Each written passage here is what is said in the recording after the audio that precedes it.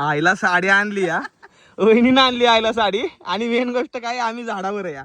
आणि हे बघा, आईला काल वहिनी साडी आणली मुंबईवरनं. आणि आई सकाळ धरणं म्हणते मला घालायची आणि घालून आली.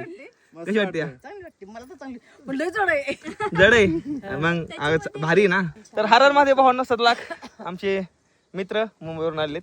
तर वहिनीनं काल साडी आणली होती आईला येताना, ठीक आहे. तर आईनं आता घातली की आईचं इच्छा होती आज साडीला घालायची. आई कशी वाटते का? एकदम भारी, मस्त वाटते ना ग?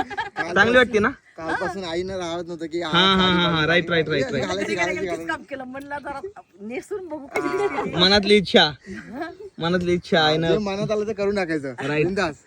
नक्की वहिनी तुम्हाला कसं वाटतंय? खूप भारी वाटतंय. म्हणजे की मी आणलेली साडी मनामध्ये खूप क्वेश्चन होता, आईना आवडेल की नाही. हा. आणि खरंच त्यांच्याकडे बघून अजून आनंद झाला आहे खूप.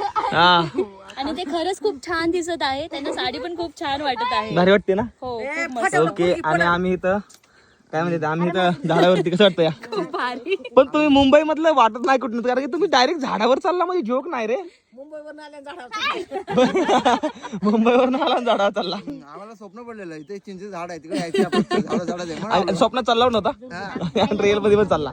आई तुला कसं वाटतंय? भारी, मला तर लय भारी वाटतं. भारी वाटतंय ना?